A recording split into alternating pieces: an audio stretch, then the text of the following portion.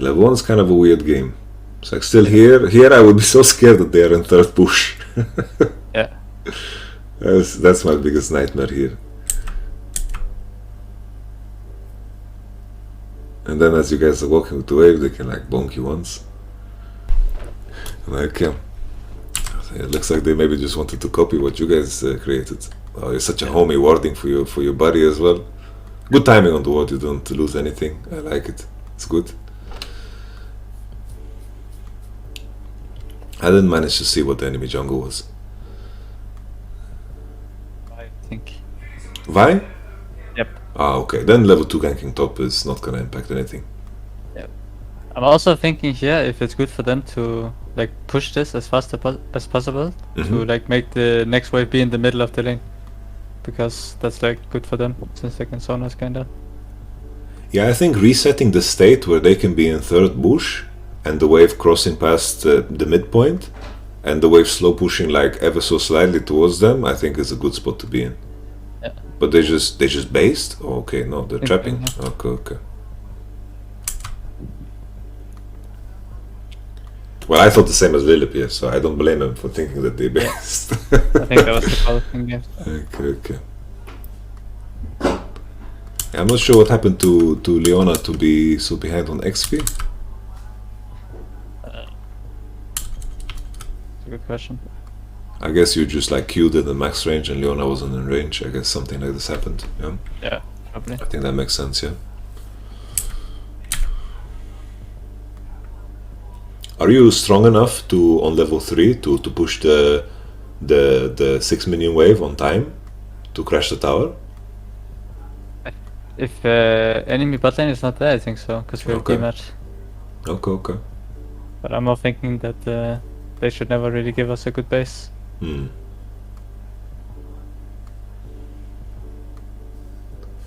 Because I guess the main thing that you can do is that you guys just play away from the bushes, if anything. But it's a hard position to be in because you guys don't have a ward and you only have sweep. I'm thinking. I don't think it's a big deal. I think it's okay. Because here, like, you guys are doing the right thing. It's like as long as they're not in the third bush, you can walk. Because if they're not in the third bush, it means that you can be in a position to hit without getting Bobbish murdered. Like, you will not get destroyed. Because you can be in this pocket here and they're not in range from the second bush. Yeah. And then I'm wondering if that's the case, you can start hitting the wave. Yeah, I think that makes sense. A little bit just gave his reasoning. I thought with Sweeper I can create more pressure for lane gank as well. Yeah, I think it makes sense. Yeah, I'm just thinking out loud. So there's a risk that I say dumb shit. Okay, we play it. Yeah, I wonder if even in a situation where they bait you to push, and let's say, but then I'm thinking back to the initial game where. Just because Sivir got to hit the wave so much and she got to hit it and Q, the difference there was she had longsword, she was level 4, so maybe it's just a different case. I'm thinking if they bait you to push and let's say Leona doesn't face check here and then they begin to fight you back after you use spells on the wave, that could also be kind of a dangerous spot to be in. Yeah. Because when the slope pushes heavily into them, you'll potentially lose HP, maybe even gold, because you are throwing your spells on the wave. It's not a bad idea in hindsight of what they are doing here to fake the base. Yeah, I think this kind of like what you have a big advantage with as a full trio lane, that you kind of have to make enemy guess what you're doing. Yeah. Then. No, for sure. I'm pretty sure that like my bot lane would never want to play the Sivir Leona side of this matchup. Yeah. And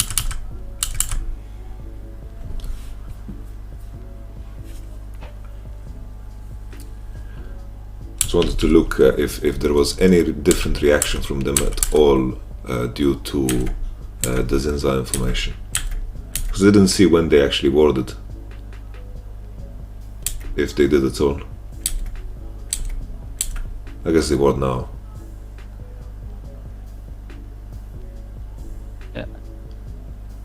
Yeah, I'm just like, in these kind of situations, I'm like really hesitant about pushing or not. Like, imagine if we don't see them here.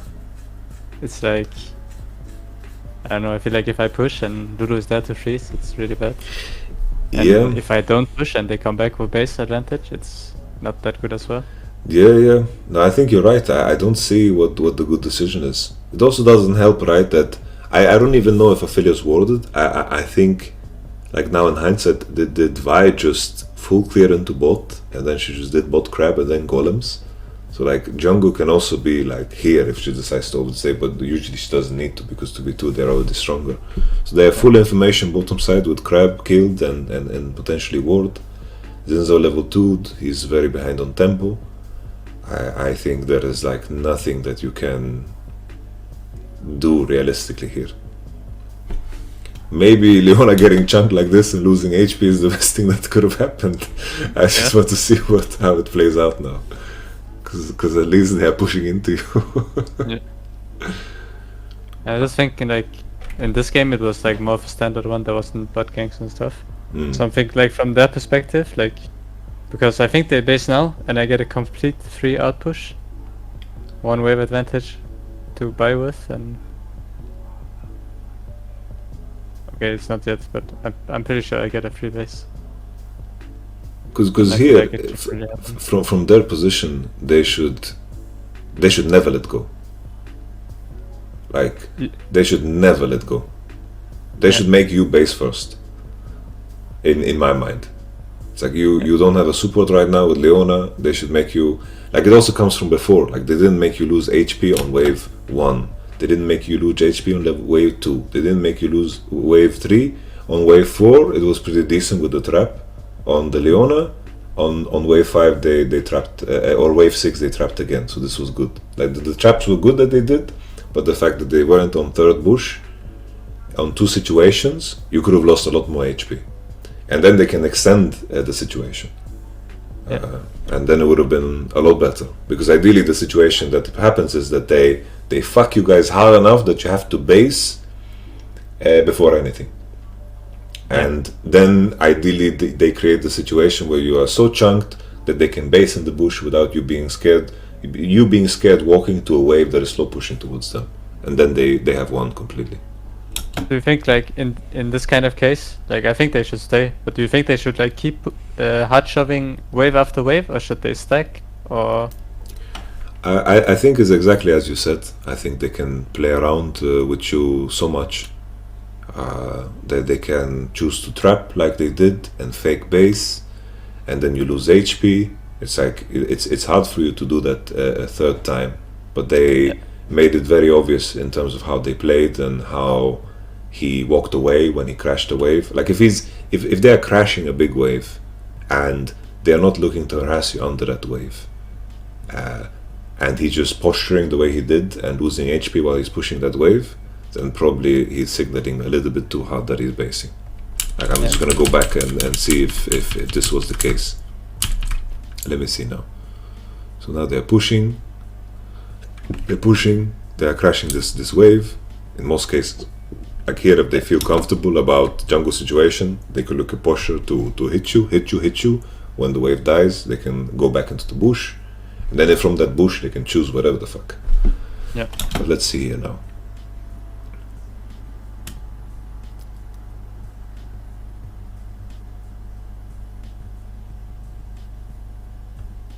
Okay, this was this one. I'm just thinking on the next wave. Like I think they should stay. And then I'm thinking if it's better for them to start like slow pushing from now, or if they should just keep hard pushing 1 wave at a time to force us to stay. Because if they slow push, they kind of run a risk that I maybe just flip it and base during the slow push, and then I'm like fine. I think here, considering their mana situation, like I think, at least the way I think they should play it is level 1, be on 3rd bush, hit, build a wave. During the building of wave, make sure that the Sivir is forced to Q to last it, and then ideally what happens is exactly like in this game, that Leona doesn't catch XP. This was like perfect for them. And then as the wave crashes, they make sure to hit you as much as fucking possible for last hitting minions. Either you're getting denied minions or you're losing health. Then when the wave bounces and the slow pushes into them, I think they should just stay in the 3rd bush like they did and trap you guys. And then they can always choose. If they see that you don't walk up, they can leave the slow push and then they can just press B. And even if they are like 2, 3, 4 seconds later to the lane, there's no problem at all. And if you decided to base on a slow push into them, they should be really fucking happy, I think. Yeah. Because you should have lost minions during the slow push, and your base could potentially be worse. Maybe you save your potions because you just accepted that you have to base. And then I think that this is how you build the biggest advantage now, like looking at it together with you, for sure. But yeah, this is like the biggest disaster ever. Like here what happened. Like this, you are very happy in this condition. Yeah. Especially considering he invested into a Doran's blade. So in theory, like gold-wise, you are like in terms of your curve to hit your mythic, you are very far ahead. Yeah. Here it seems like they are too late on the move for Rift Herald. Yeah. We were putting it top side, so it's like it's pretty good, yeah. The main thing, if the enemy like buys time to hit, the other problem is that the wave already arrived on bot. So it's like if the enemy Aphelios Lulu commits to the Rift Herald fight and your team resets it, they lost the game on the spot. Yeah. And I like that Leona goes here to actually spot him. This is so good. Very nice. Yeah.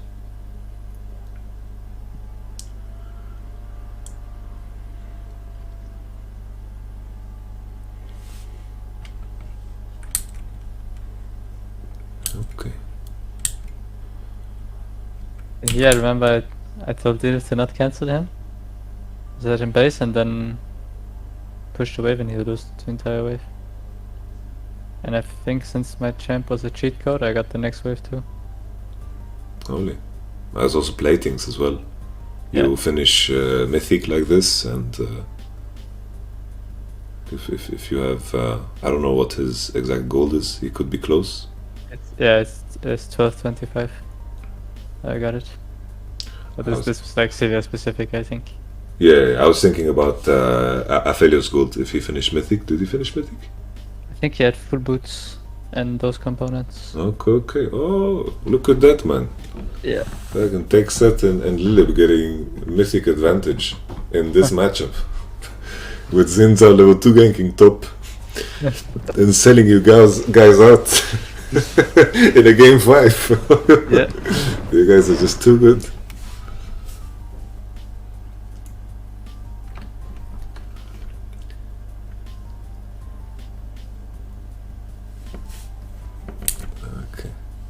My AD bias is really triggering hard now. I'm thinking, why the fuck is he playing Fiora in Europe? And they are diving the Gwen. just a little voice in the back of my mind. But I don't know the situation top, so I can't properly argue. Holy Kraken Slayer actually makes such a big difference in terms of how much damage you do. Yeah.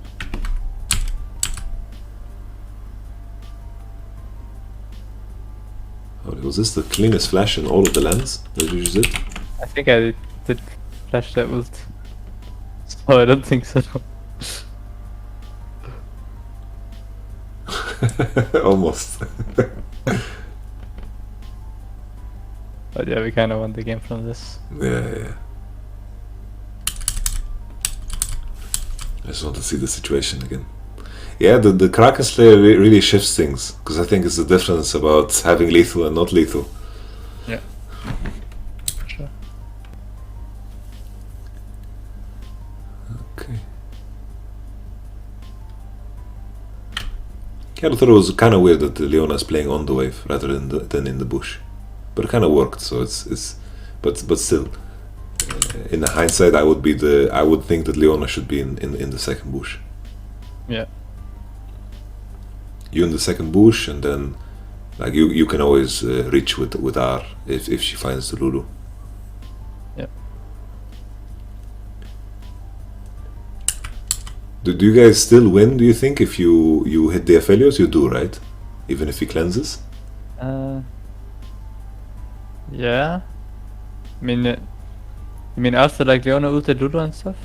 No, I mean like if so basically like if Leona plays in the second bush, Leona could play. Lulu could play in the third bush, engaging on Lulu is harder there because it's not easy for you to trade with Aphelios auto unless like you empower and you W auto or something like this. Maybe there's room for you to do some trading here with Aphelios. But in my mind, I'm thinking Aphelios can trade well with you, and if Lulu is in the third bush, you actually can't pressure her with Leona because you don't reach. And then you leverage the second bush position to pressure the enemy AD that is standing on the wave, right? Yeah. That's why I'm asking if you guys are actually can kill him through the cleanse. Because in my mind I'm thinking if you just don't layer your ignite together with your cleanse, that you can actually find lethal on Aphelios too. Yeah, I think we burn his sums at least. Yeah. Okay. Then I think definitely Leona can be in the second bush, and then the positions can be shifted, because then you can pressure Aphelios off the wave, and then it should be good. Yeah.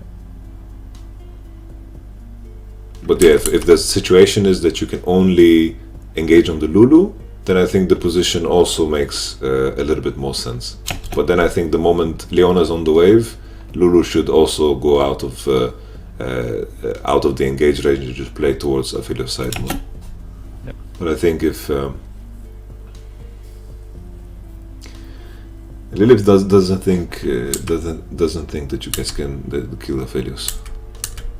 Yeah, I think we will get his sums, and I won't lose that much health as well, because he won't be able to trade back for free. Yeah, killing him is maybe hard.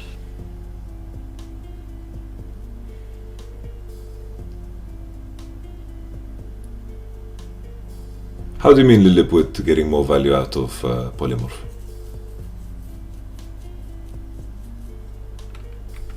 You mean that she can polymorph Sivir earlier while you are CC chaining the Aphelios?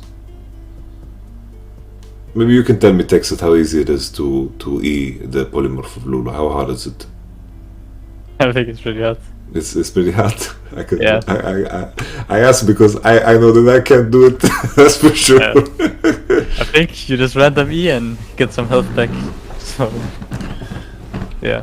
Like, this is the most important spot. This bush behind the red, because it's the easiest entry into bottom side. Because ideally, if someone shows on the bottom wave while Aphelios Lulu is pushing the mid wave, because realistically you shouldn't look for prio through mid in this game. Usually you just want to go 3 through bottom side to undercut them, push the wave deep, and then to re-enter into mid on the next wave while the enemy is catching the bot wave. Yeah. Just because they're playing Aphelios Lulu most of the time will show. I don't like that Silas is staying for the next wave. Here I think you just look to hover mid. I guess he's just doing it because he sees Vi. Yeah. Because maybe it's like the moment you guys see Vi, maybe these guys can get dove mid. If Silas actually hovers instead of pushing this bot wave, that doesn't matter. Because the enemy already needs to react to bot. Yeah. This is cool, okay. I really like this as well from you guys, that you're aware that they are the full top side and you're soloing Drake. Really, really good. Yeah. You guys are clean with it, man. It makes me even more fucking sad about your situation with the jungle, man. Yeah, we started to play pretty good in playoffs actually. Yeah, this is a juicy game, man. Mm. Like the last sequence that you guys played was like the last 5 minutes have been fucking beautiful. Very beautiful. Okay. Actually, I remember what they called here. Enemy ADs in Africa, go fight. Can I listen to it? I wanna hear it. Yeah, sure. I think I say so. Yeah, no problem. No? Okay. Fight moving top. Moving as well.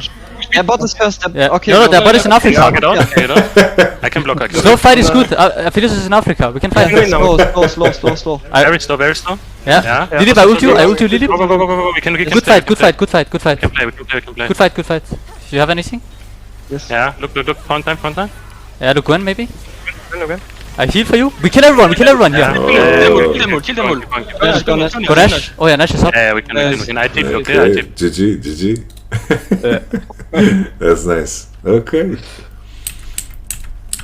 Now I want to see how you guys open up on the Nash map with Nash. What is your principle when you have Nash? What is the details that you're looking for in terms of how you open on the map? I usually like to. I think if possible, you want to play on mid bot, since bot and mid is better than top. But I think you just want to play mid and the wave that's closest to your side of the map. And then I like in this case, for example, if the top wave was like in the middle of the lane, I would like for someone after we kill Nash to go and fix the top wave fast, and just leave it around the position that it's in now, and then we just open up on 2 lanes only. Holy shit. Takeset, you covered everything, man. You're so fucking good, dude. I would describe it the same fucking way. It's like always for me is, it's like if you don't have information, it's like you make sure that you cross through mid, and then you have to be ready to protect the wave that is closer to your side, and if the enemy decides to race, they will always be losing. So they have to react. And then if the enemy tries to steal away a wave, it's very important that as you are crossing through mid, that you're in the position to always chase the guy off once again to Africa, or even kill him if he tries to steal the wave. So you covered it all, man. Really, really good.